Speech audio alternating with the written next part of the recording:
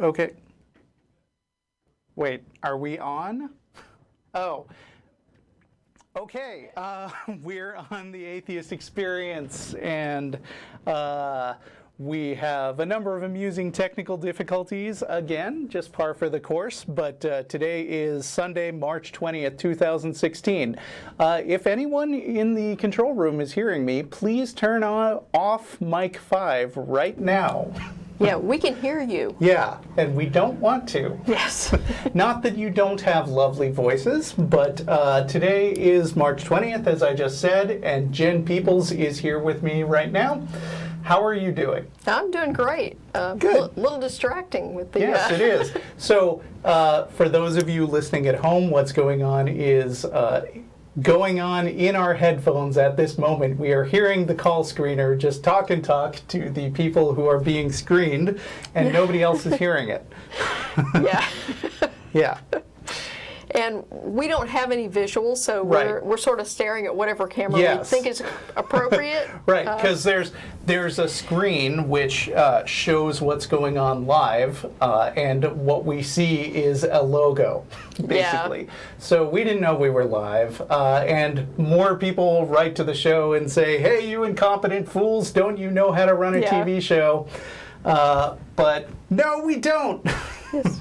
Especially when Wirecast freezes on us. So, sorry about that, guys. Anyway, so we are a live call-in, internet-based atheist TV show, in case you couldn't tell, broadcasting from Austin, Texas, dedicated to promoting positive atheism and the separation of church and state. You can catch us live every Sunday on YouTube or Ustream.tv.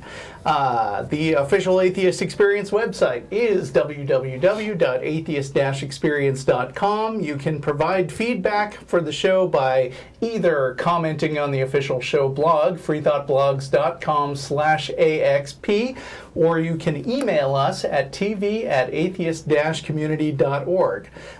And thirdly, you can also join the Atheist Experience official discussion group on Facebook. That is the title of the group. Check it out. If you do enjoy this show, you should also consider checking out our related podcast, The Non-Prophets. Currently airing on the first and third Wednesdays of every month. You can find links at the Atheist Experience website. The next Non-Prophets will be recorded on April 6th. If you haven't been listening, you're missing out. We've been visited on the show several times by the ghost of Antonin Scalia, and those were some good times. As always, the cast and crew of the Atheist Experience will also be going to dinner after the show at the Threadgill's North location, 6416 North Lamar. We will be arriving at around typically 6:45 p.m. or so, although since we started late, I might go a few minutes over at the end, if you're cool with that. That's fine. And that's all I have to say at the moment. How are you doing, Jenn? All right. I was off work this week. So. Oh, good for you. Yeah, I took a week off. So it was spring break and all. Do anything fun? Well, I'm actually kind of busy at work these days, so I got to catch up on my expense reports. Oh, well, that's super fun. Yeah. Oh, yeah. Yeah.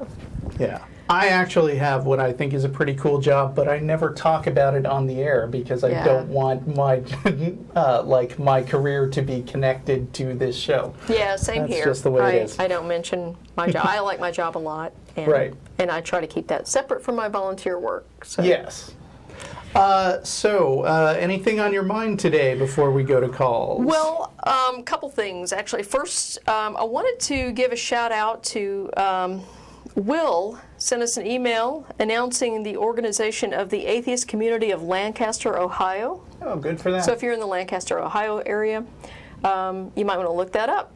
Do you know how to how people can find them? I don't have, it's just an email address. So I'm assuming they will have a website up or a meetup or something. And if Will emails us back, or perhaps I can send an email to him and ask him if he's got contact information, we'll put that up on our blog or send it out there. So cool. That's one of the things we support is people organizing grassroots atheist organizations wherever you live. if anyone in the control room is listening at all, we are still hearing the call screener over the microphone. Yes. Just think you should know. Yeah. Go on. So we're still hearing you talk about hearing. Yep. I heard you say that, Phil. Yeah, it's really kind of bizarre having this conversation here. Anyway, right. So one of the things I wanted to mention is that the Atheist Community of Austin is a 501c3 nonprofit educational organization, and as such, we cannot endorse political candidates. So invariably during election season, starting with primary season all the way through the election, we get emails from people asking us to endorse a particular candidate or another. And often it's very well-meaning people who are connected in some way to somebody's campaign. Okay. And don't get us wrong, I am really, really happy that atheists are engaged in politics. Absolutely. Because I think it's great to, as a general principle, pay attention to political issues and vote, and have the idea that your vote matters and try to persuade other people to vote for your candidate. And having said that. Yes, and we do talk about issues that are sometimes very politicized on this show and on the blog and everything. And you know what? If after, listening to what we have to say about an issue or considering it, that informs your decision about which candidate to support, great. But we're not going to endorse a candidate. We're probably, most of us aren't even going to tell you which candidate we support. And if you contact us and ask us to support a candidate, not only will we not do that, I might actually ridicule you a little bit because... She'll do it too. I can't hold her back. 501c3 nonprofit, guys. We would lose our nonprofit status if we started getting involved in political stuff. So I'm not going to put my organization at risk by doing that, and I'm not going to let you do it by posting partisan political stuff in, say, our Facebook forums or something like that. If it's connected to an issue that relates to atheism, that's great. We can discuss the issues. We can even discuss whether a certain candidate, whether their position on an issue is informed by their religion. That's fine too. What we're not going to do is say, oh, you should vote for candidate X because this person is an atheist, or don't vote for candidate Y because that person is some flavor of theist or whatever. We're not going to do that. So don't do it. Right? That's pretty much it. Other than, we also get requests for like more mundane things like, hey, will you review my book? Or, can you take a look at my documentary film or something like that? Usually we don't have an unlimited amount of time to do stuff like that. If you're really interested in having us review your book or something like that, you can always send a copy of it here to the library, because we do maintain a library. And that is something I've considered, is maybe asking if there are people who have time to review books and post reviews either on the blog or in the Facebook groups or something like that, to give some exposure to people, especially atheists who are writing books out there. So if you're interested in having your book reviewed, send a copy to the library. We'll see what we can do. Right. I personally have. We have a picture. Yeah. Great. Still hear the microphone, but we are being communicated with via chat. So if I'm looking at my computer screen during a call, I promise I'm not playing World of Warcraft or anything like that on the air. Let's see. All right. Well, I guess we're going to go to calls. Brian, hello. Hey, Brian, can you hear us? Brian? Hi, We how can. are you? Pretty good. Tried to call, it wouldn't go through, so I'm glad that this call can actually go through for once. Okay. Okay. So my question for you guys is, why do you not believe in a God? Why should we? Yeah. Well, so a professor named Professor Hawkins says that the universe actually came from nothing, so that within it of itself Professor should who? be Professor Hawkins. Do you know who this guy is? What this guy is a professor of? Physics. This You're is not what talking he about studies. Stephen Hawking, are you? Yes. Did you Yes, know sir. that Stephen That's him. Hawking is basically an atheist? Yeah, but I mean, there's Okay. no. But, okay, So I mean, it's a little weird that you're using Stephen Hawking as an authority, even though he basically disagrees with your conclusion. Like, No, I know. I understand what you're saying. The only thing is that I think people can get misconstrued with information and then assumptions being applied to information that's actually a fact. So Okay. his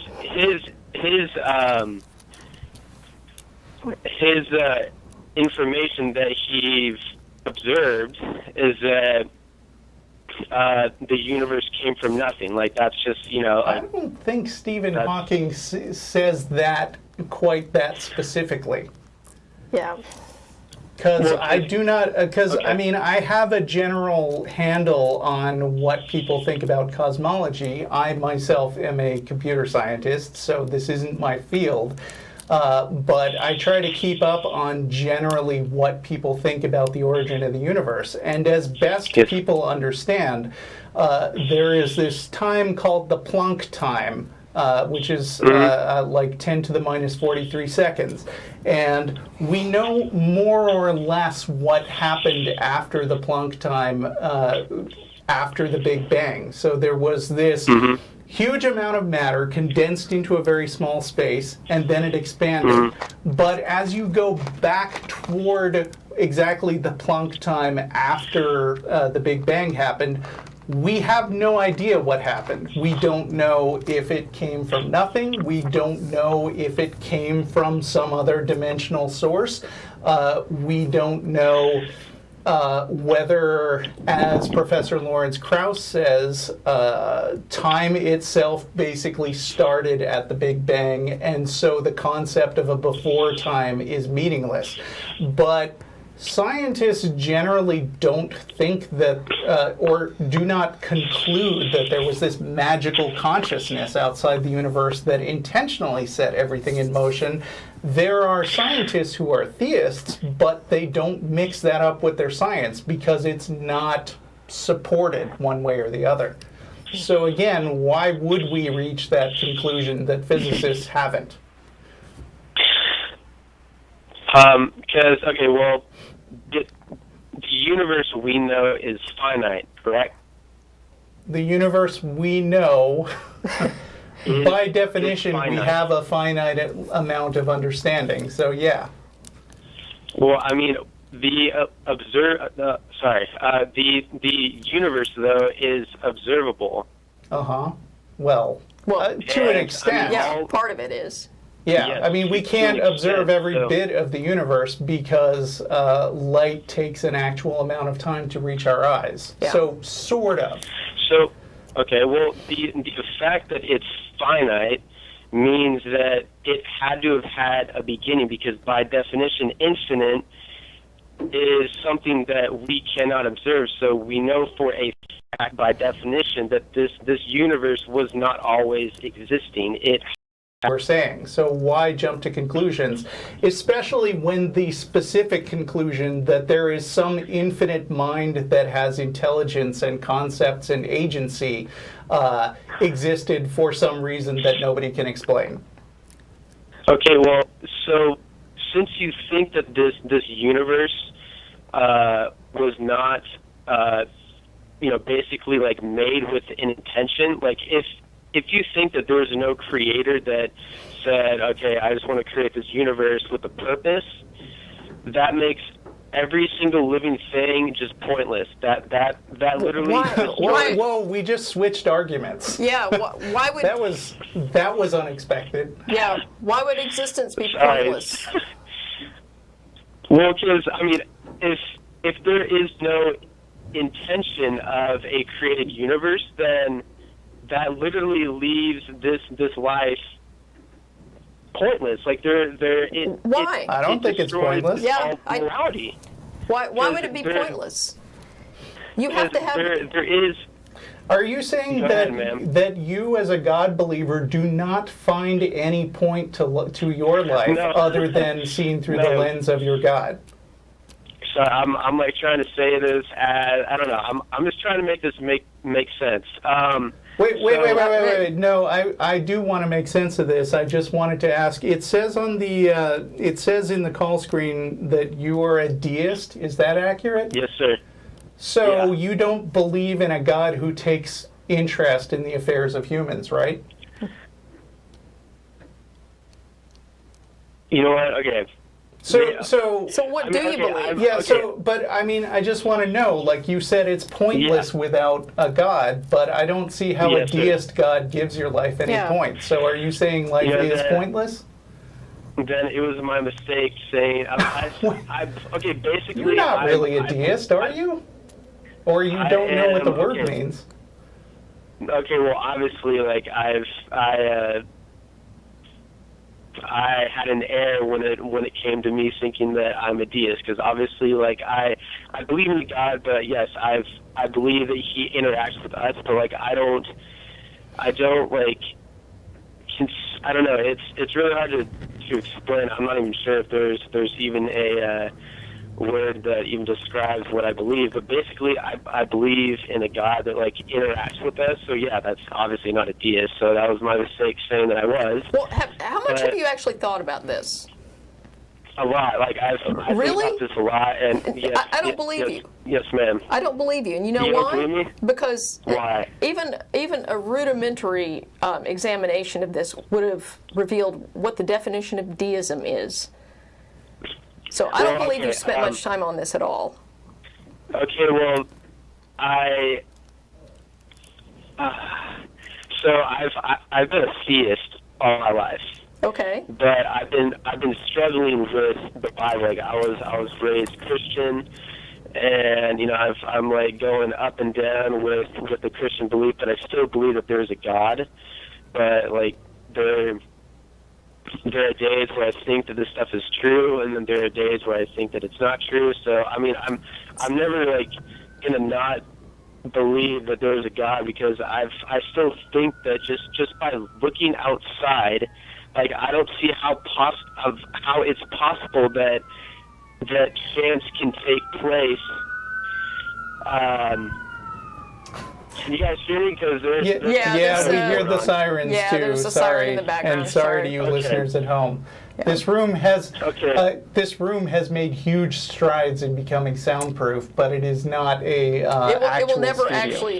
actually be soundproof. No. So okay.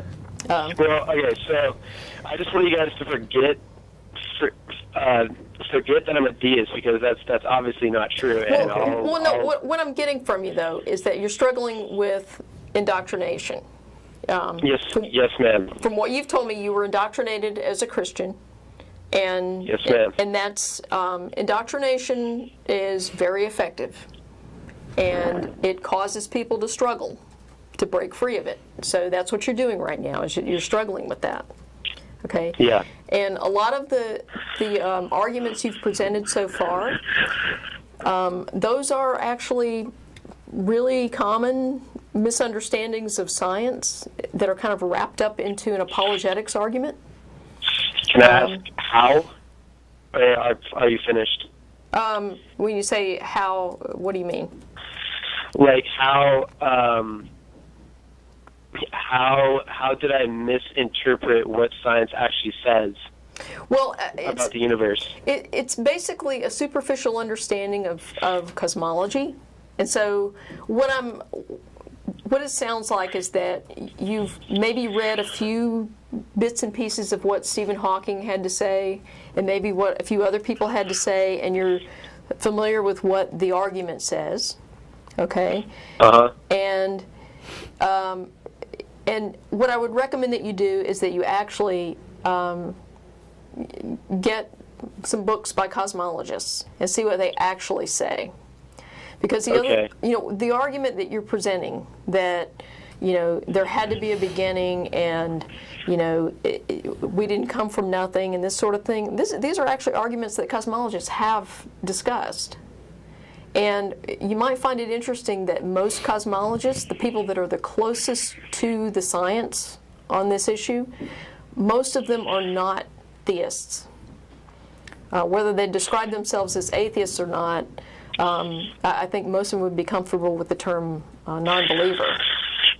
Do you think, ma'am, that there's any emotions that drive them to say that there is no God? Because, like, for instance, people can have a really bad past, and because of that, they don't want to believe in a God because, in my opinion, I feel like that they just want to feel like no one purposefully just like put them what they went through their childhood, and they would rather believe that there's no being up in the sky controlling every single thing that they go through. See, that's your indoctrination speaking again. The majority of people who are atheists didn't have a bad experience that drove them to that. Right. I mean, I certainly didn't. I was raised in a church and, was a committed believer at one point. I never had a bad experience. It wasn't that. And I didn't either. I was raised by a couple of people who considered themselves secular Jews. They considered the Judaism like interesting and worth connecting to as sort of a way of as being culturally connected and understanding your history. So I had a bar mitzvah. I went to a Jewish summer camp. I had a great time. I just never believed in God, and they didn't. My parents didn't either. Mm-hmm. And so I've always been basically an atheist, but I don't feel negatively about my religious background. Yeah. Okay. Okay. So I've been on this for about 10 minutes. So I want to ask one more thing, and then I'll go ahead and go. Okay. So I've always wondered, how can anyone prove that God cannot exist without it being observed? Like, how can a scientist say that, hey, a God can only exist if we're actually able to observe him? Well, what if a God is not observable? Well, but the thing is, have you guys ever thought of that? So here's the thing. That's not how science works. Okay.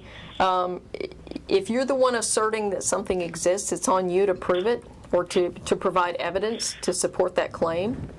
And if you can't, then the correct response is to disbelieve.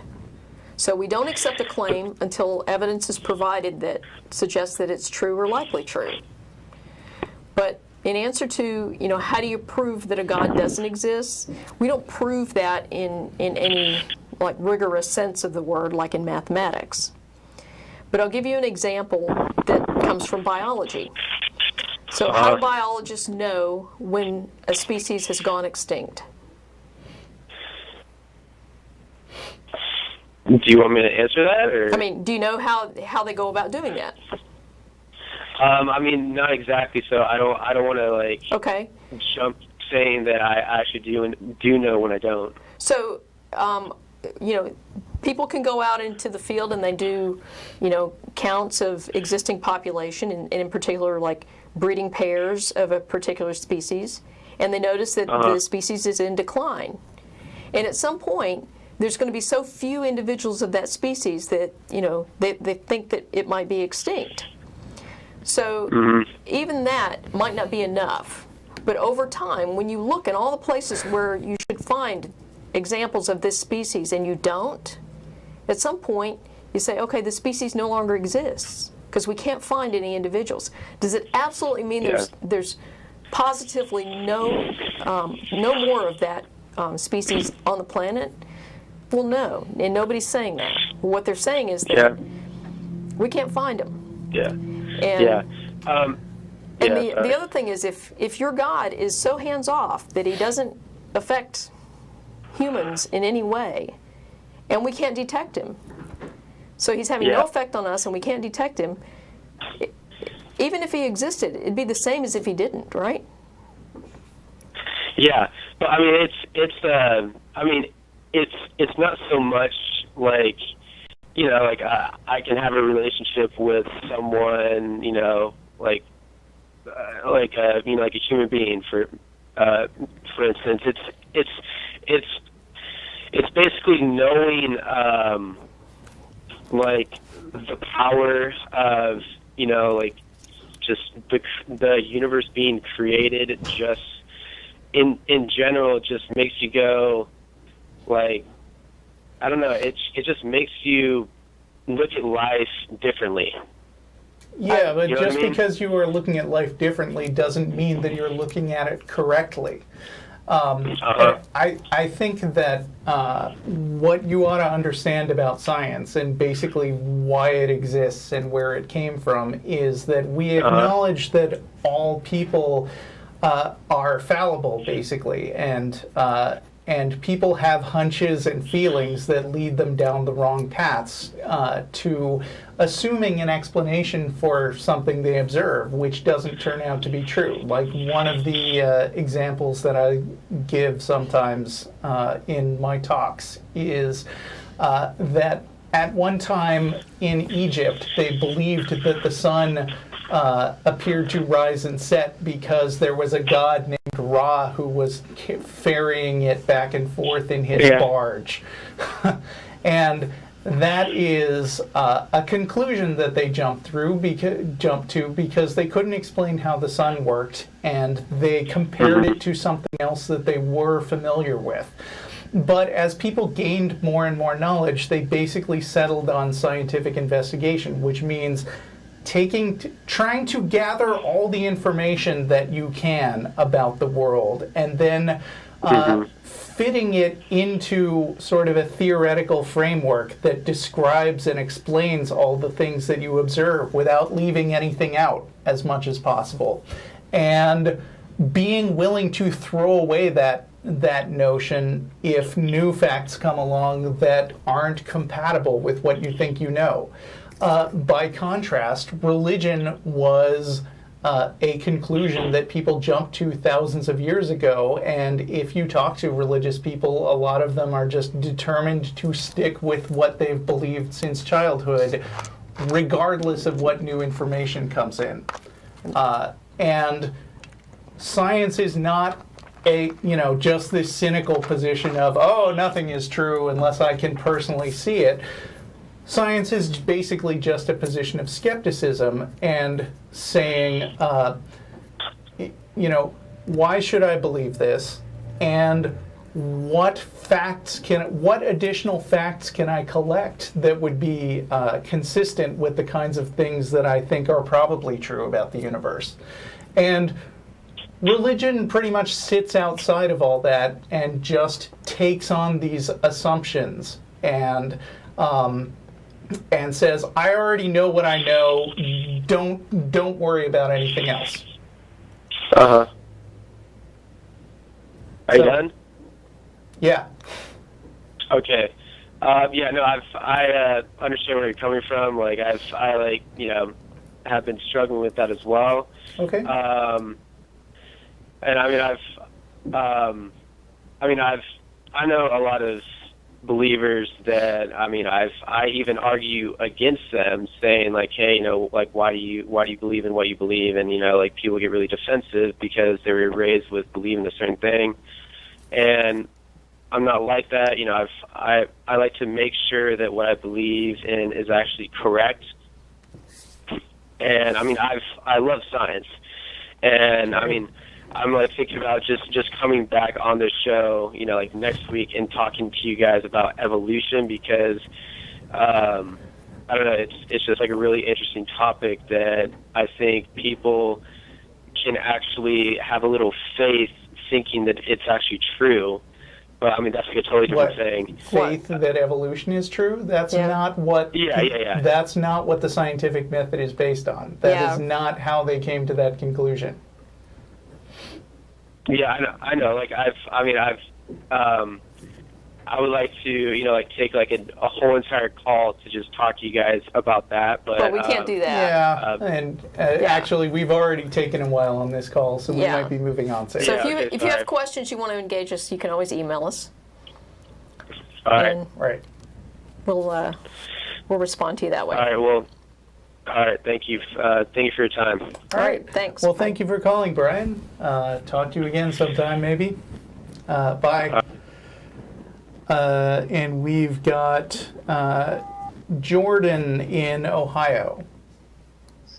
Can you hear me? Hey, Jordan. We can. How are you? Hey there. I'm great. I'm an atheist, and I've been an atheist for a few years now. I grew up in a Christian family, and as a result of being a bit of a firebrand at first, I posted things on Facebook. I tried challenging my Christian friends to think critically about what they believed, and so kind of as a result of that, I aggravated my parents to the point where they're kind of coercing me to attend church every week. Oh, okay. How old are you? I'm 25, but I haven't quite moved out yet. Okay.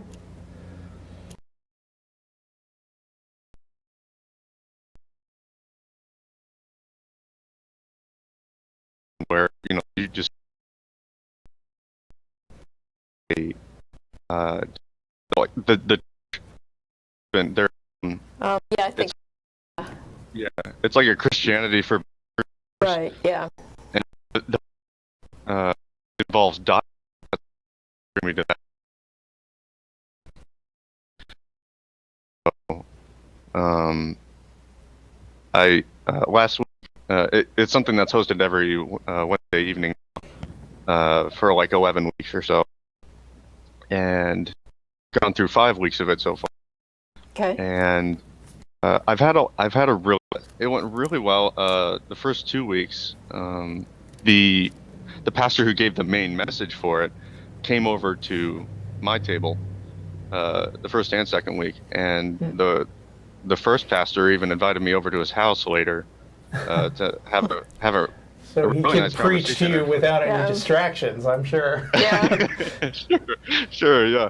But it was actually a really good conversation, and we both it wasn't argumentative at all, really. It was about just kind of getting to know what each of us thought on things, and it was really refreshing. I actually found out he was a lot more I guess you might call it liberal about how to approach the Bible. Right. He didn't interpret it all literally or as entirely inspired by God.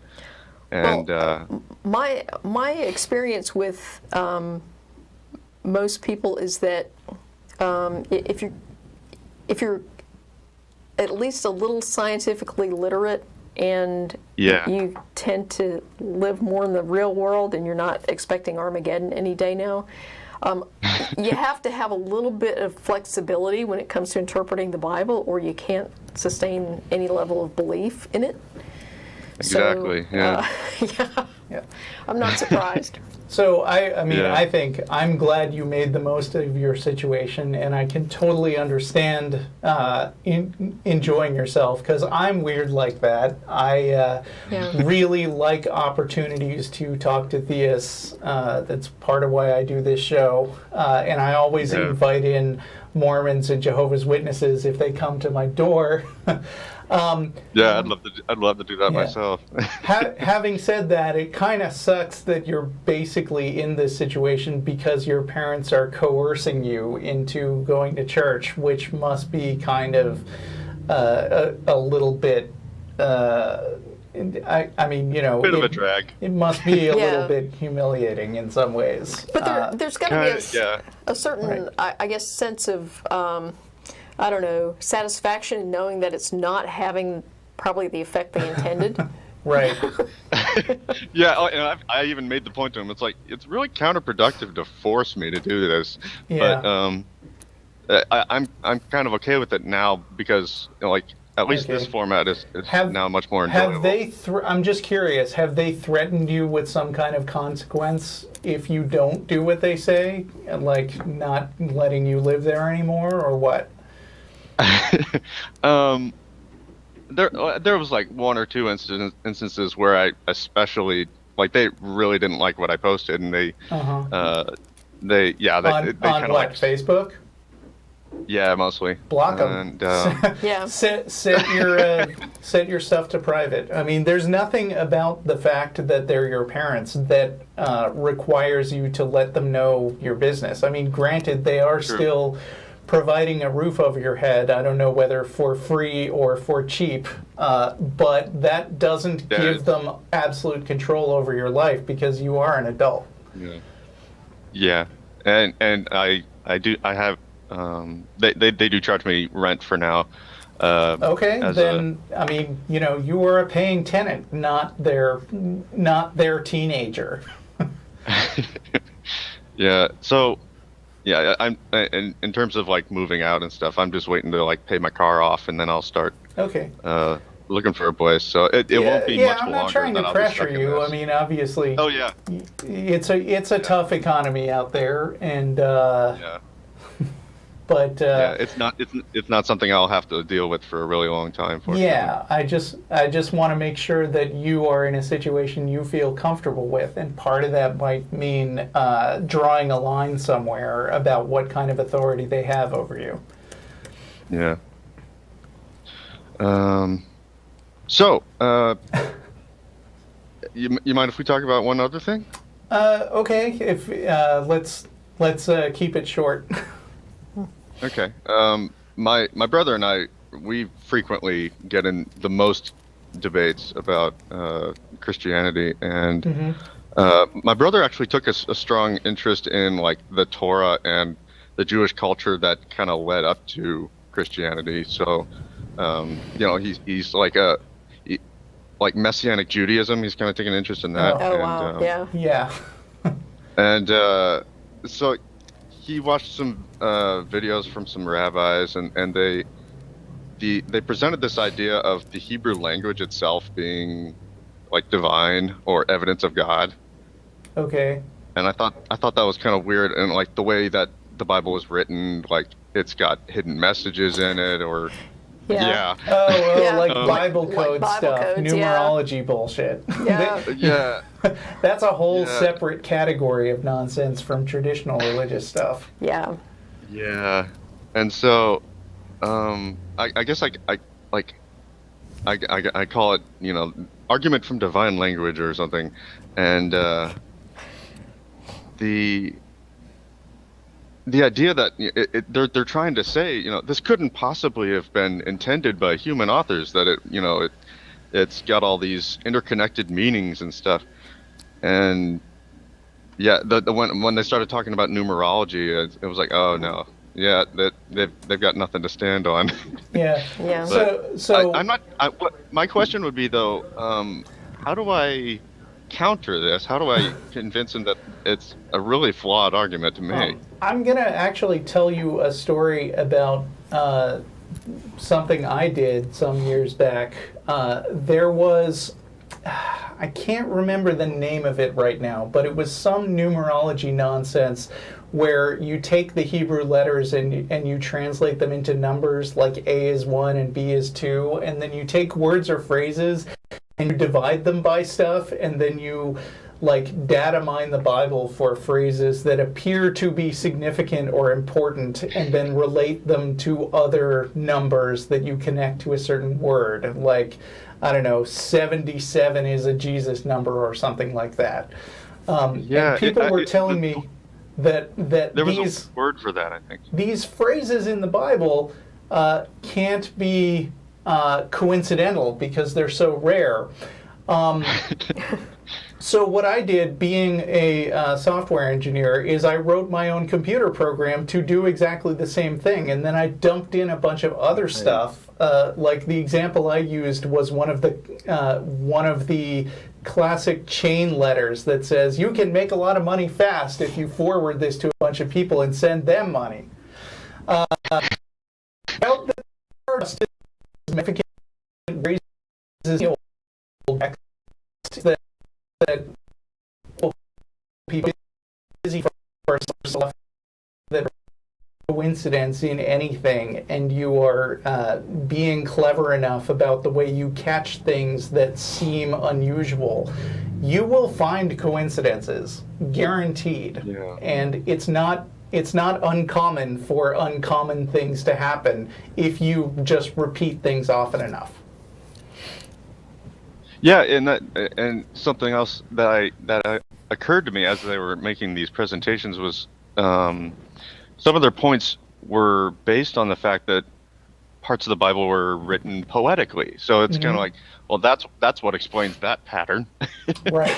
And yeah, nothing divine there. Yep. Well, how could mere humans ever create poetry? I mean, Yeah. it's a mystery. Yeah, and it's sort of like people who say that aliens built the pyramids because obviously ancient Egyptians were too dumb and incompetent to do it themselves, I guess. Yeah. Yeah. Right. Yeah. Right. Well, I had a great time. Okay.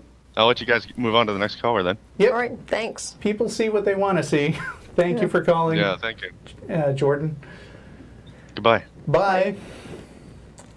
Who's next? We have a blinking light on Mark. Hello, Mark. Hey, how you doing, Russ? Good. How are you?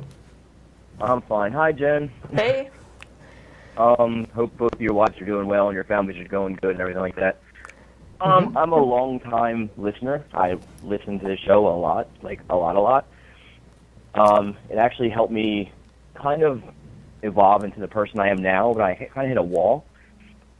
And that's what I needed your help with, specifically YouTube, because most of the videos that you've done have been about the emotional aspect of atheism, and that's what's actually gotten me to do that, to change this way, like the don't call theists stupid type thing that Jen did, and the, don't add and dealing with people's pronouns and stuff that Jen also did. I think, Russ, you were on that show too. Okay. That sounds familiar. So I was learning like a lot about those things just through other people's experiences, and I'm having like a really tough time. I don't know. Like I'm a really big people person, so like I can't really debate people anymore because I don't understand how people can get past the very basics. Like I don't want to even like how have we ever proven that ghosts are real or anything, let alone like gods and demons? Like, how do we even prove, like the fact that there's 250,000 plus religions in existence, like, to me, automatically disproves all of them. Like, I mean, I know people, and people are like, oh, well, now, like, it's not based on where you're born because we have transportation and the internet, but that's very much where a lot of them got their grassroots starting foundations from, and, you can stretch back the research of where they all came from, and we know where it all comes from and stuff. It's just hard for me to even get into the debates anymore. And like the episode you guys did of Stop Calling Theists Stupid, that really hit home to me because I started actually thinking that like theists were just stupid, and because I forgot that I used to be a theist. And, Yeah. And like Matt always says, like I didn't become magically more intelligent when I stopped believing in fairy tales. I just started changing my views based on the new information that was coming in, and I happen to be open-minded enough to be able to try and change myself. And I know there's a lot of particular situational problems that people are in with their families and stuff, and they can't get out of it because their entire social life is wrapped up in their theology. It just, at first it made me really sad, and then it started making me, like, angry. Yeah. So it's like, and now, like, wherever I go, now I live in New York now, and, as you can tell, being in a school in New York, it's really hard because I'm from like South Jersey, right outside of Philadelphia, so there's really like no big, a group of different religions beyond like Christianity. But now it's like all these different religions together, and everyone's arguing with each other, or they just like don't bring it up and they get along, and that's fine. But how do I not like, especially like you, Jen, because you've showed me this eloquently before. I'm not throwing you off, Russ. I want your input as well. That's fine. I've been talking how a lot do I already. not? How do I not hold like animosity or like a deep, like passionate dislike for?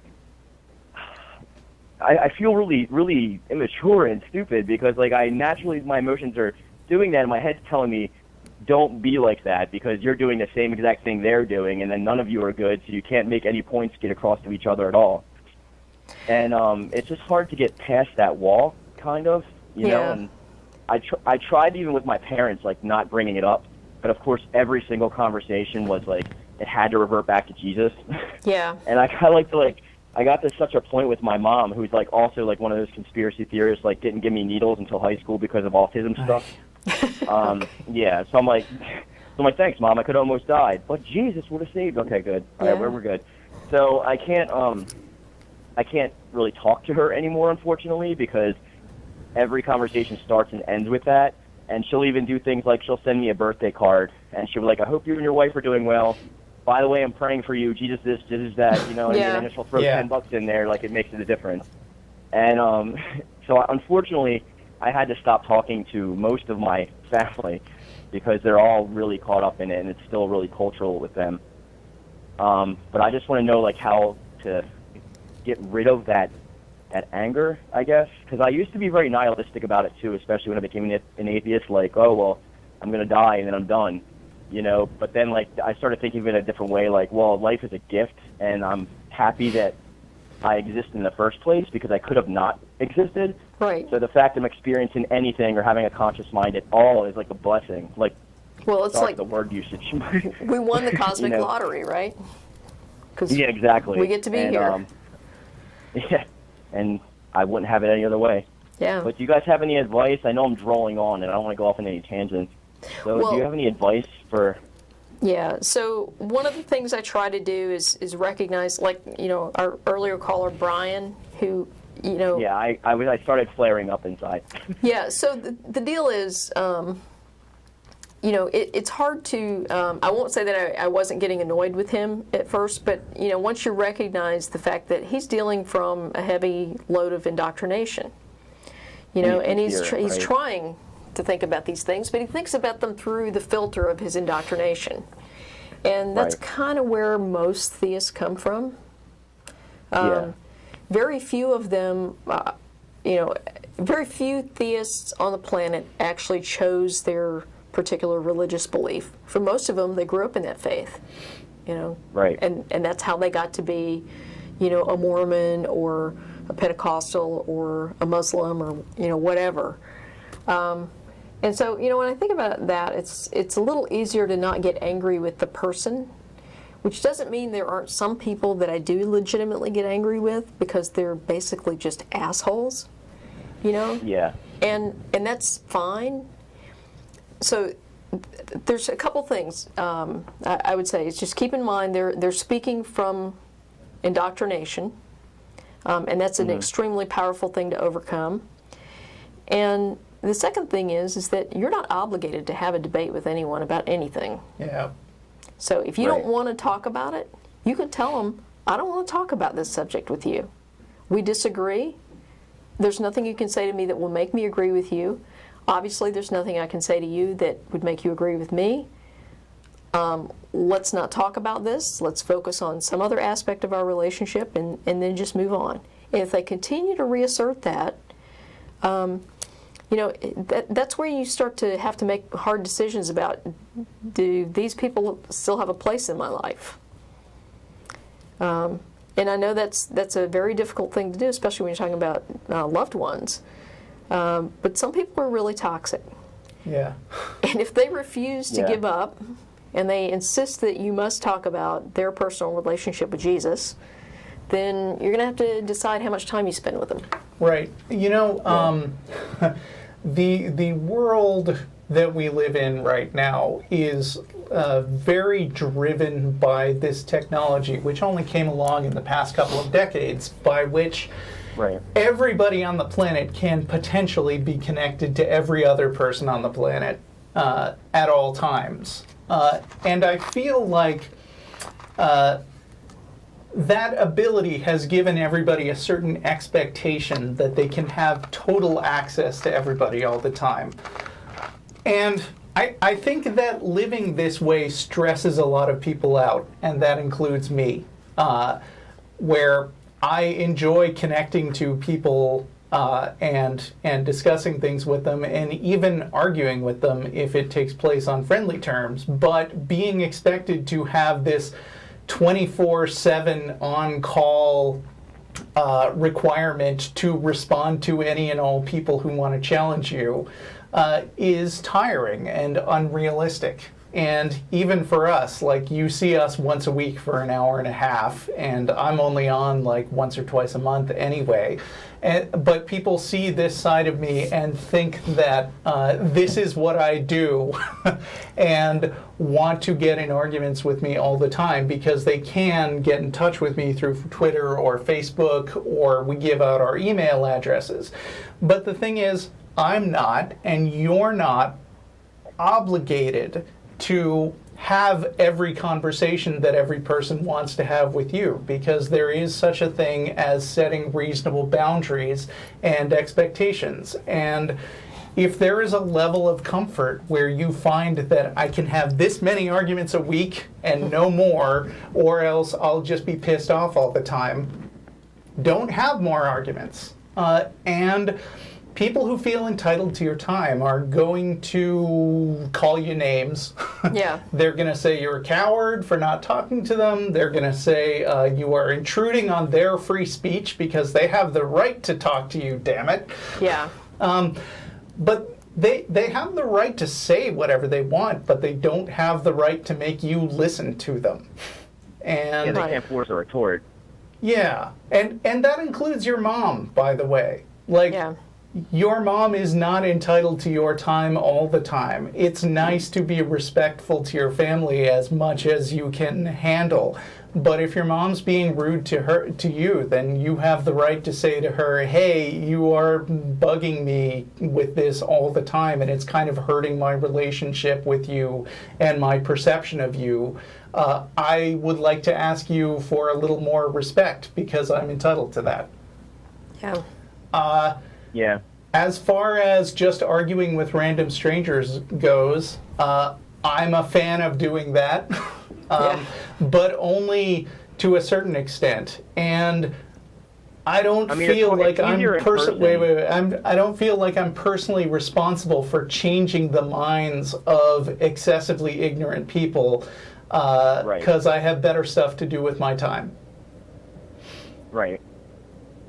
I mean, if someone in person, I completely agree with you, by the way, but if somebody in person, like at school or something, wants to open a dialogue, I'm completely open to that. It's because you can control people more easily and you control yourself more easily when you're like around each other. But especially like these like keyboard warrior types that like I engage with them anymore. Like actually deleted my Facebook account because I was like a fan of like Discovery Channel and Nat Geo and stuff. And they'll be like, oh, sharks are perfect killers. They haven't had to evolve much in, 4 billion years. And then you just see, like, all the theist comments. And it's, like, just, like, paragraph after paragraph of, like, Bible verses and, like, ridiculous debunked stuff about the Earth being 5,000 to 10,000 years old, which beer is older than that, and so is China. So I don't understand why anyone has, like, any room to say that kind of stuff. And, it's just like the whole, what you were touching on with the other caller, the whole like confirmation bias thing, like the movie The Number 23. It's like you're going to see whatever you want to see whenever you see it. Yeah. It's just like, to me, that's kind of like all. Also, I like, would go so far as to say, a nice word. I can pick any random number and then find you a crap load of coincidences around that number popping up all the time. Yeah, it's very conspiracy theory minded, and it's I don't know, it's hard to deal with. Like, you guys have helped me a lot, though, watching the show, and, like, I have evolved my opinion a lot further. I'm not as arrogant, for one, as I used to be. I'm more open to other people's opinions and their ideas, because I'm fallible as well. And, good. That's what we're here for. Yeah.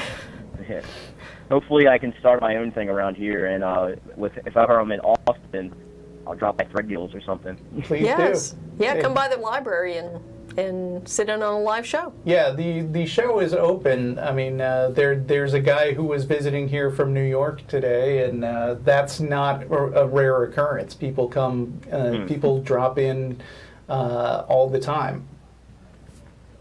All right, well, I would love to, definitely. I don't want to take up more of your time. Hopefully there's a theist you guys can help on the phone. So you have helped a lot. Thank you for the conversation. I hope you guys have a great week, and I look forward to talking to you again soon. All right, Okay, thanks for Mark. calling.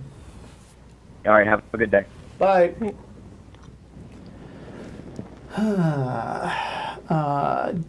Looks like we got James in the UK. James, can you hear us? Hello. Hi. I can hear you. Can you hear me? Yes. Yes, what's your question? That's what I will. Mine was just really a sort of more of a philosophical point. I was wondering, what's the view on do man create God or does God create man? You looking for our opinions? And I just have a Yeah, I mean, basically. we're atheists. If God Yeah. doesn't exist, then it would be impossible, logically, for God to have created man or anything else. So I think you already know the answer to that question from our point of view. I actually have a follow-on point from it, and it sort of comes from a bit of sort of fairly old Greek philosophy, which is that man imbues God to an anthropomorphic state with his darkest desires. Yeah, I'll go Okay. with that, sure. I mean, they're not always darkest, but they often are.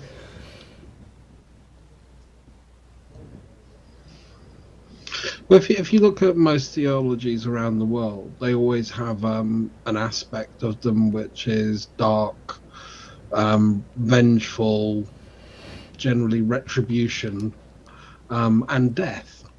Well, to be fair to theism, they are trying to explain aspects of a world which isn't always sunshine and rainbows, you know? Yeah. I mean, death exists, and people are shitty to each other. And a lot of times, unlike in the movies, the bad guys win. Unless you're watching Game of Thrones, then it's exactly like that. Yeah. But religion is kind of an explanatory framework for people, and it's really hard to take sort of a nice, happy, benevolent God and use it to explain a world in which shit happens a lot. Right? Yeah, I suppose that's a good point. That was pretty much my view. One other thing that I just wanted to mention, just being Scottish myself, if Hamish is Scottish, Yes. I will eat my sporran. Oh, you think you are in the camp that thinks he's faking his accent, right? I lived in Scotland for quite a long time, and Okay. I have a lot of family from all parts of Scotland, and his voice pattern is wrong, and it sounds like it's from a 1950s Okay. US movie. Okay. That may be true. I've had other people who come from that region who say, yeah, that accent sounds fine. It may just be a question of regional dialect, or he may just actually be faking. I've seen a relatively serious-looking YouTube video where some guy, and his screen name escapes me now, but he was talking to the G-Man, who's a kind of a polemic YouTube apologist, and I Yeah. know the G-Man. he had exactly the same sounding voice and accent, and was having this pseudo-serious philosophical discussion about God. And he seems to have his own channel. I wish I could remember the name, but it might be him, or he might be faking. If he is faking, I just want to say, I will say publicly. yeah, I wish atheists would not waste our time pretending to have arguments, because Yeah. we are more interested in having arguments with people who are being serious about what they believe. But he could be. Yeah, it's simply about. I mean, I come down to a very simple principle. It's simply about the truth, and Right. how do you find out what the truth is? Yeah, well, that's always a question we're interested in. And I won't keep you because I don't want to keep you away from other people as well. And I just want to say thank you very much. And yeah, great show. All right. Thank you. Okay, thanks for calling. What's blinking? Wow, this system is so confusing. Oh, we got another guy in the UK. Or, well, it's Kier. I don't know which gender that name is. Yeah. Sorry, it's actually Keith. You are definitely a guy, I think. Hi there. How you doing? All right. Cool. So, Although I have to say, you're totally free to identify as whatever gender you want. Yeah. So I'm an atheist, but Okay. I've become quite frustrated with a lot of other atheists that I've seen in any given comment in the media, in the politicians. I think that atheists at the moment are terrified of criticizing Islam. And Okay. Here we go again. I'm going to make this call short, by the way. Yeah. Are you an atheist? Yes, you are. I am. Are you afraid to criticize Islam? To some people, yeah, sure. Are you? Let no. me hear you say Allah is bullshit right now. Like, are you afraid of that? Allah is bullshit. Yep. I think. Allah is bullshit. Allah is bullshit. I agree. Okay. Are you afraid, Jen? No. I'm not afraid. Islam So sucks. we have three atheists talking to each other on a forum Yeah. designed for. But we have That's very- three atheists talking to each other on an extremely easily accessible show, and we've been, talking about these issues for a long time, and I've never been so much as threatened, except occasionally by people who are angry at me for not criticizing Islam strongly Yeah. enough. Do you So think Islam is the most dangerous religion by far, the most violent religion? I don't think that's a meaningful yeah. question. Yeah. Well, then you don't understand the nature of the situation. You don't Okay. understand the nature. of it, Well- because Well. Islam by far Right. is the most. Well, I've then, had this See, conversation. the thing is, I think that that's a very regional thing. I think it's a global thing. No, I think it's a very regional thing because in this country, Islam is not the most dangerous religion. I would agree, but I think if you were to see a terrorist attack, even in America tomorrow, what do you Excuse me, think- we've had that. Yeah. And Hello? what do you think is the most Right. likely religion? What do you think the most likely religion of the perpetrators would be? I don't know. Did you hear about the Bundy Ranch? Yeah. I don't feel. Have you- I don't feel like it's going to be constructive to have this conversation No, again. but I mean, have you heard about abortion clinic bombings and killings of doctors and I think bombings the of gay handful- bars and the the Olympic handful of Park? people killed- the And none of handful of- those happened because there was some Muslim that got pissed off. I think the handful of people killed by Christian extremists every decade or so does Okay. not equate to the thousands or hundreds of thousands of people that die every year as a result of Islamic extremism. right. I disagree I know with your more- I know- statistics, and Yeah. I'm bored Yeah, of we're this done. conversation. Yeah.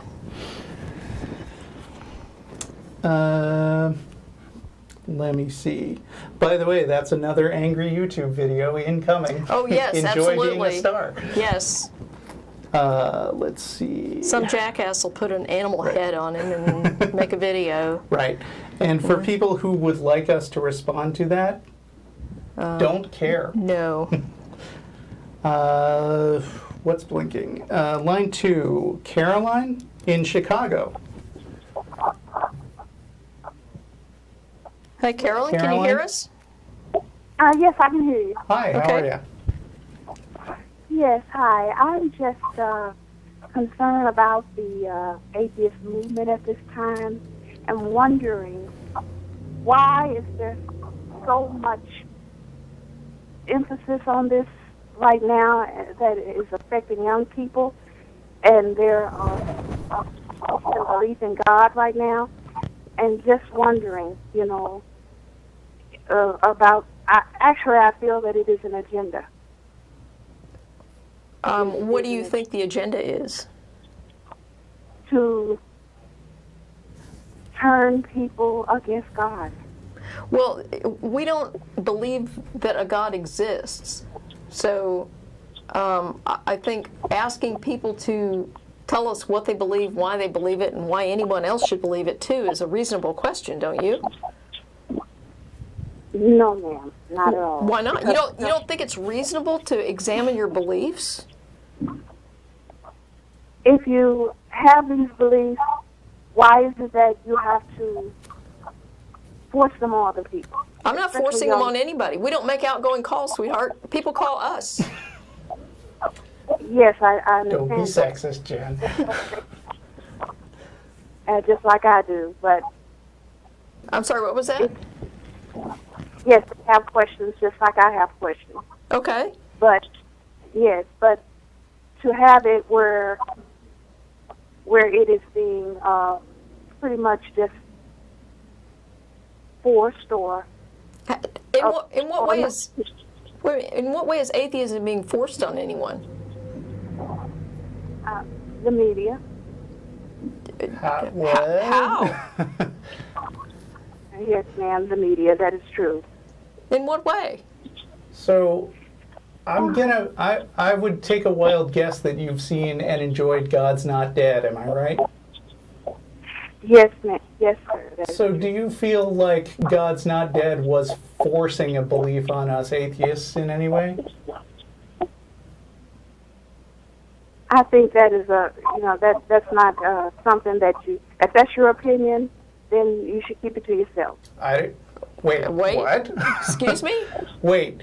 So let me get this straight. The media is somehow forcing you to pay attention to atheism, but if a movie comes along that's friendly to your point of view, we should shut the hell up and just not say anything about it. Is that right? Yes, because that is your opinion. Okay, well, Okay. doesn't that strike you as a double standard? The things you were just saying about atheist media are your opinion, right? And I don't have a problem with you having that opinion.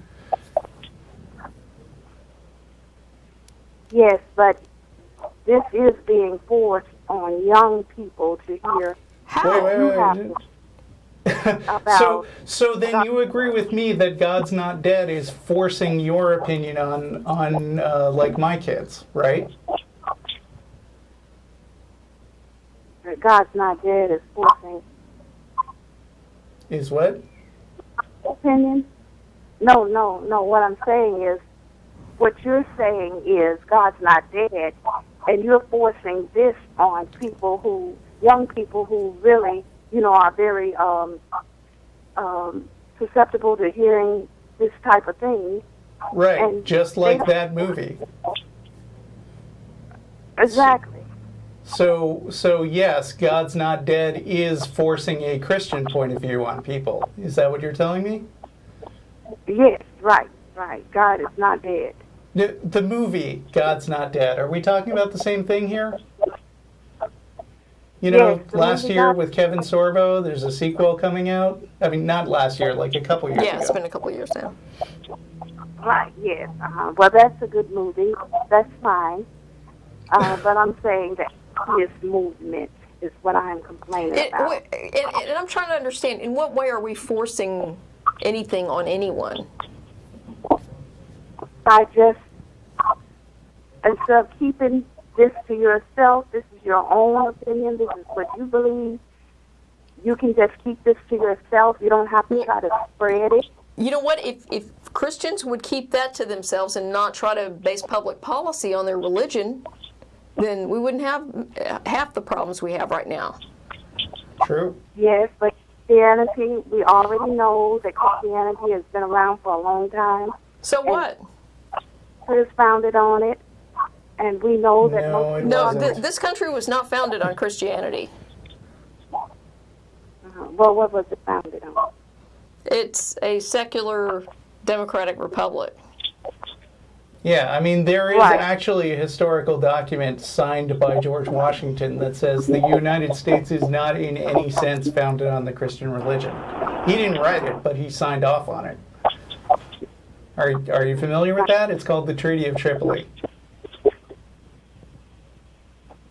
Yes, I'm familiar with that. But Okay. what I am saying is that is what they are telling us. What? Our money has God we trust. Yes, and you know Yeah. why that has that? Because there were some people that were so scared of communists, they decided to make a distinction between us and the scary Soviets. Right. And they, Well, side historical note: the "In God We Trust" went on paper money sometime around the Civil War, I think. yeah, okay, but the coins, Or, or the or national is it the motto other way there. around? Yeah, One of something- those. Anyway, Yes. But I mean, it didn't happen at the founding. It was a Right. concerted effort. It was a political push by people later. You know so what? in other words, theists have been forcing their religion on us all this time, and we're finally just saying, hey, enough. I wonder why that is. Hey, enough. That actually doesn't make very much sense to me. Why? You don't think we've finally had enough of Christians forcing their religious beliefs down our throats?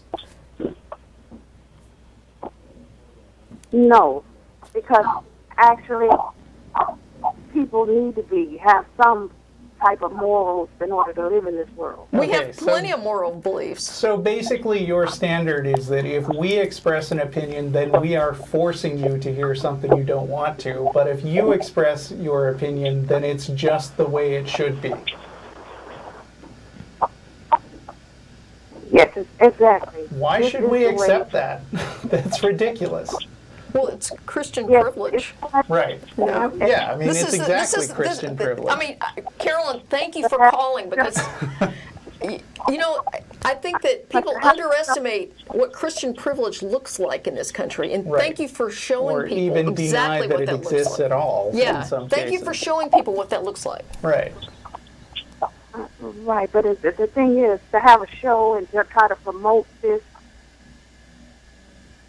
Yes. Yeah. This is Why? something- What's wrong with it? yes, it's wrong. Well, because Why? Yeah, why? To bring religion down is anti-religion So. So, and only leads to what we call Satanism. Called And what? Satanism. wait, No, I didn't catch that word. Your line's kind of fuzzy. I'm saying that leads to Satanism. Satanism. No, oh. we don't. Yeah, we don't believe in We Satan don't believe either. in Satan. You know, do you know that the Jews actually don't believe in Satan either? That's a Christian construct? Yeah, know, there's I mean, when Jews have shows and talk about their religion, are they forcing that on you? Would you like to silence the Jews? When you take away a person's morals, No, We're not we don't take away people's morals. We just argue that the belief in God is not well founded. based on morals only, you don't believe in God, where do you think that's going to go? What do I think? What? Where do you think that's going?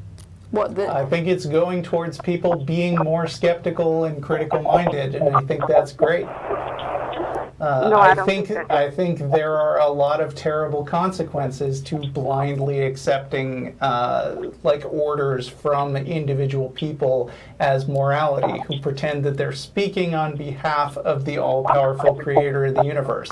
I think, number one, they are lying or deluding themselves.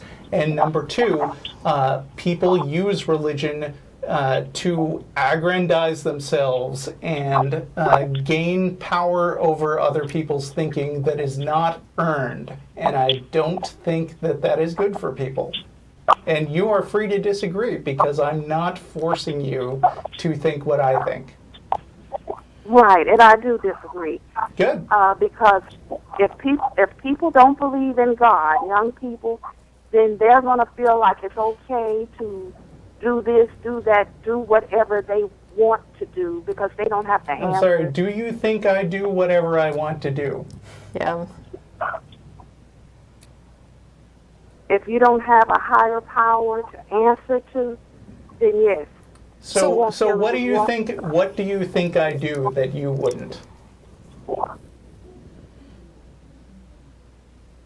Feeling that that something is right, that's not right, Like what? Like, yeah. Name something. What? Well, you can't steal and kill because you're going to be arrested. Well, But there are we other don't. things. Oh, well, okay, so Yeah. good thing we have a system of laws. I guess that God isn't the only thing keeping people in check. I'm all for it. Right. God needs to be the thing that's keeping people in check. Oh, so you Well, don't want a system of laws also? Taking that from people is causing What? them to think that they Wait, can taking do. what from people? A system of laws? Therefore, they wind up going down the wrong direction, the wrong road. No. No. And we're- We don't advocate a lawless society. We still believe that some things should be stopped. Right, but that's where this is going. Whether you No, it's advocate not. No, because religion is not a good way of preventing people from doing bad things. yes, it is. Oh no, absolutely not. not. If Have religion, you seen the movie Spotlight? That was a really good movie. yeah. Have you noticed that there was like a pedophile priest scandal in the Catholic Church? And oh, by the way, Protestant churches are not immune to that. There's like a whole ton of those as well. Let's see, there was a deacon who was it the BTK killer that was a serial killer. I mean, if religion kept people from doing bad things, then how did those things happen?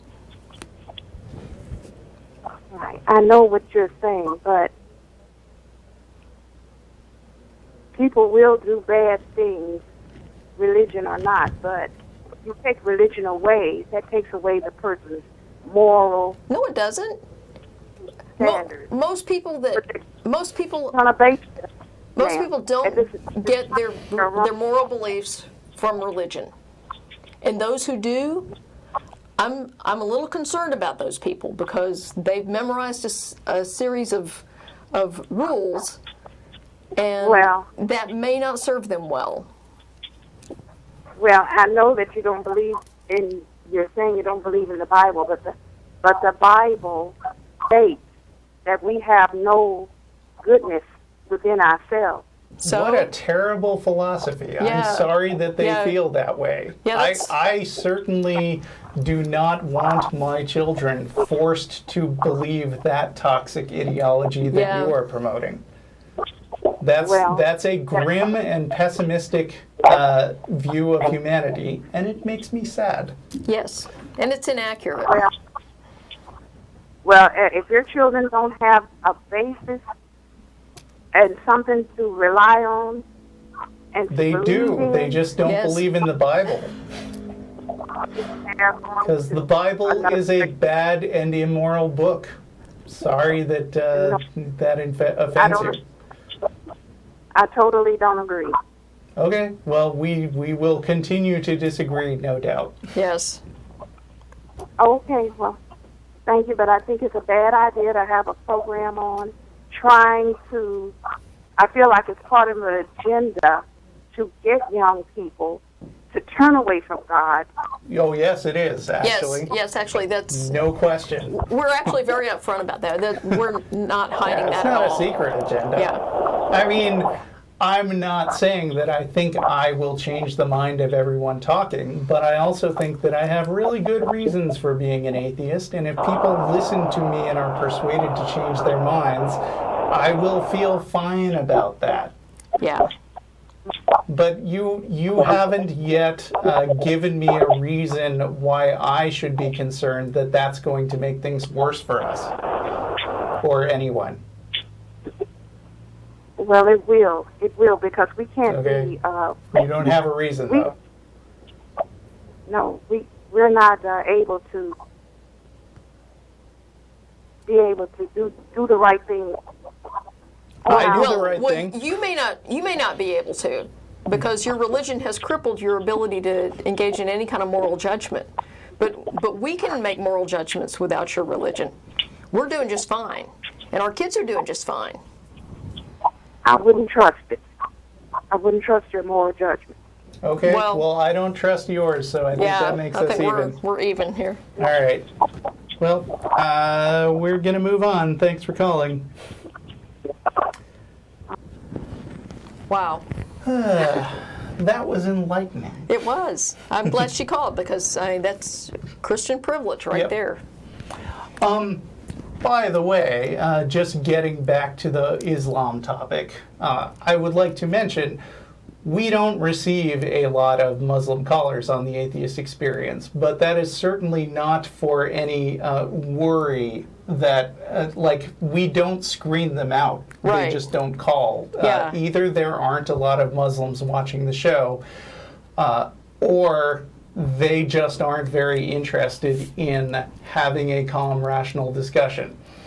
Whatever's the case, we would welcome more Muslim callers. So if you know any Muslims and you're not chicken, Yeah. tell them that there are some atheists who think that their religion is nonsense and makes no sense. And they are totally welcome to call in and have an argument with us like anyone else. And I will say to their face, Allah is bullshit. Yeah.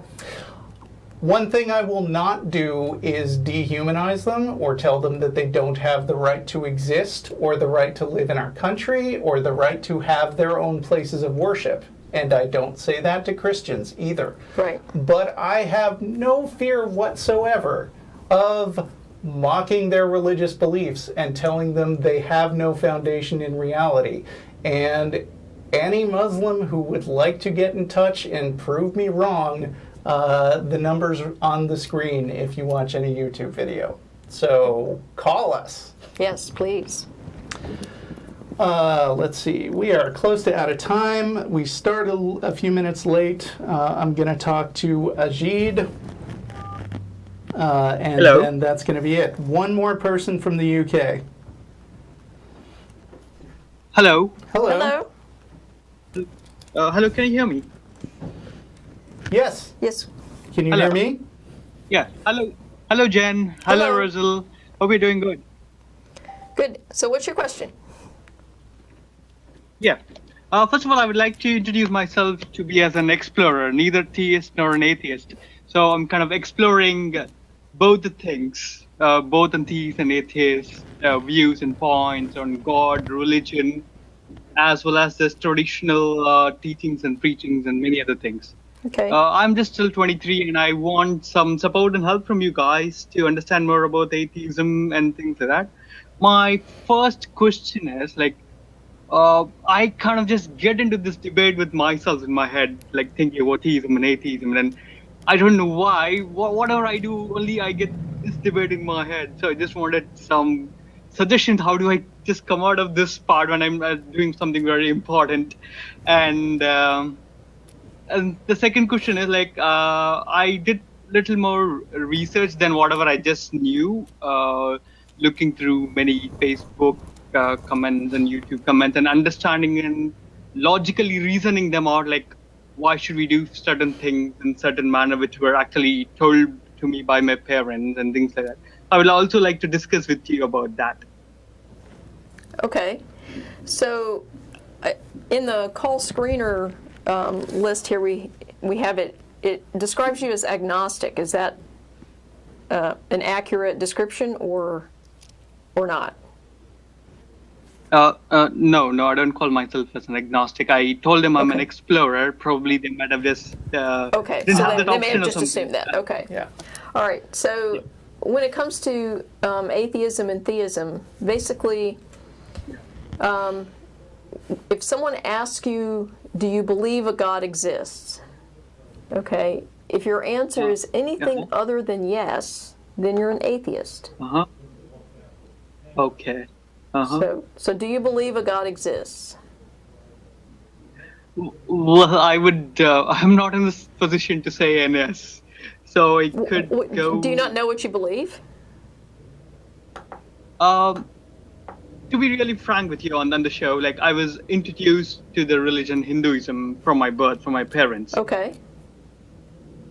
So if I consider myself as an Hindu, so I would definitely say yes, I do believe God exists. Okay. But Can you tell us a few? definition? What they?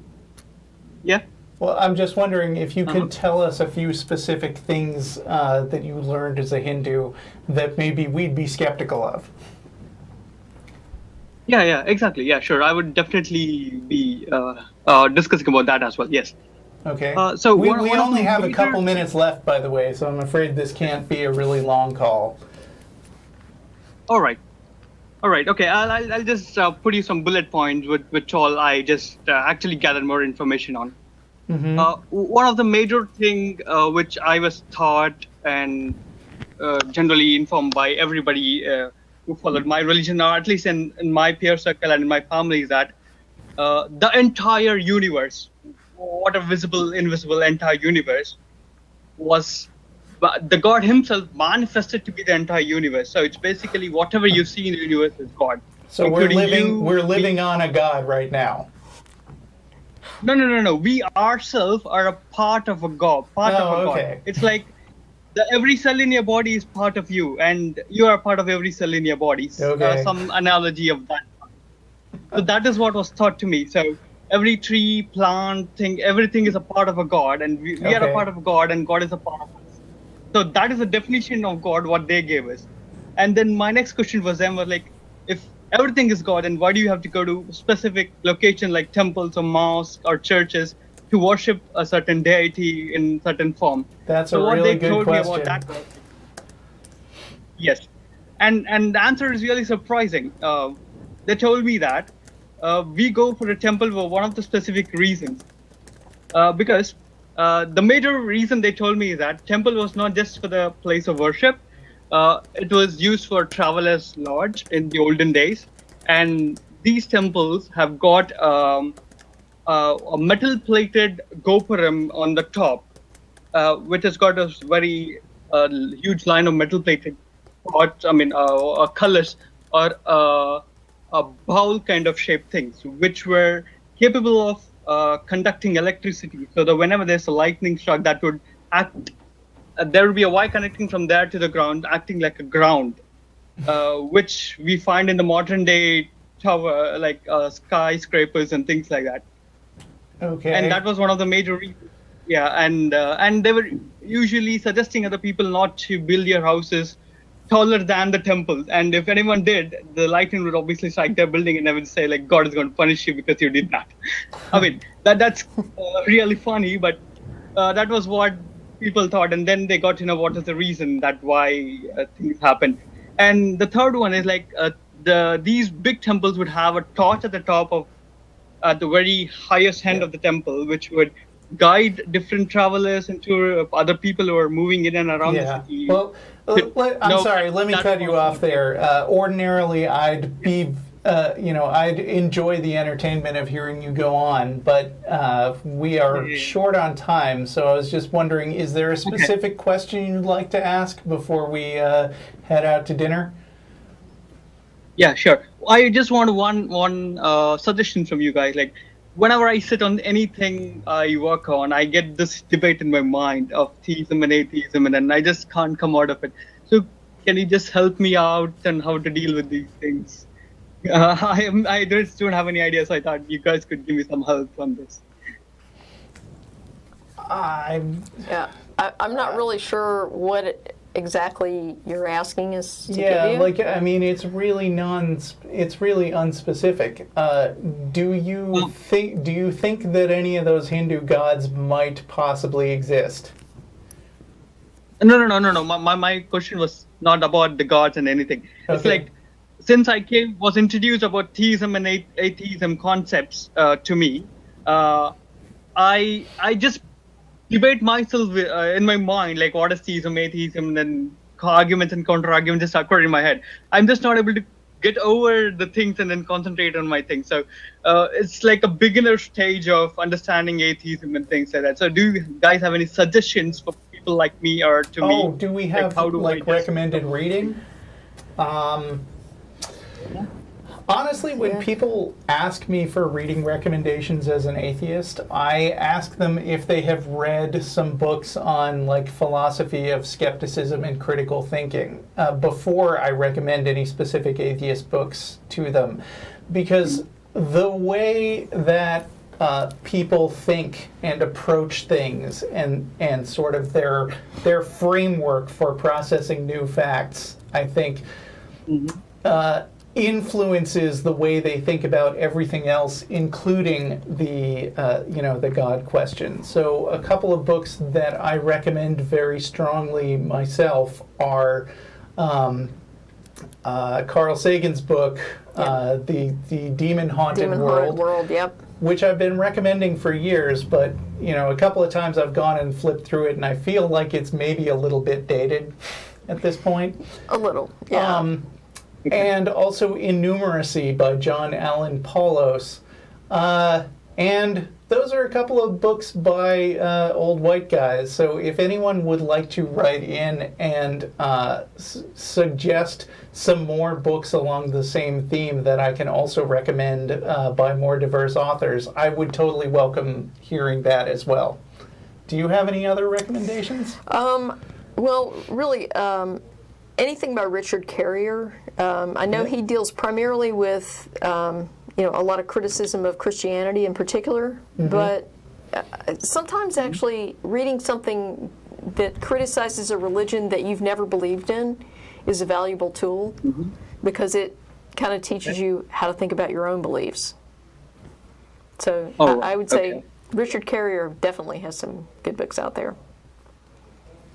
Yeah, definitely. I'll look into those books and try and understand Richard my Carrier, beliefs, and then Carl Sagan, and John Allen Paulos are the skepticism books, and I think Richard Carrier would definitely lean much more heavily on the atheism than the other two. Yes.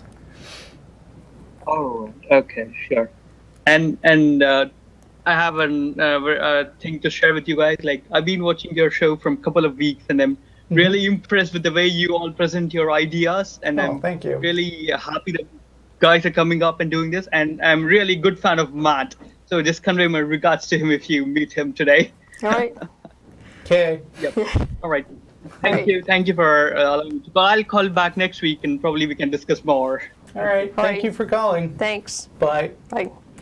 And that's our show. Yes. Thank you, Jen. Thanks.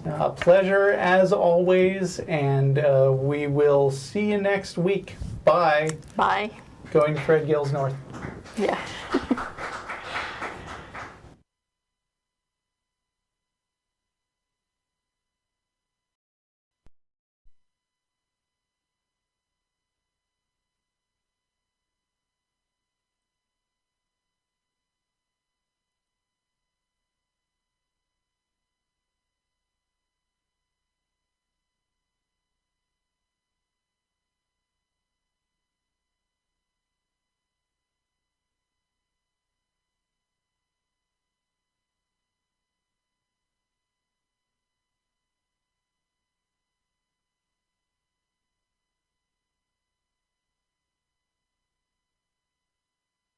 Hi, this is Russell Glasser, host of The Atheist Experience.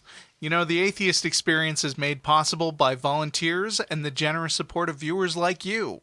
If the promotion of positive atheist culture and separation of church and state are values that you hold, please consider contributing by becoming an ACA member or visiting our product page at evolvefish.com under the Partner tab. Thank you.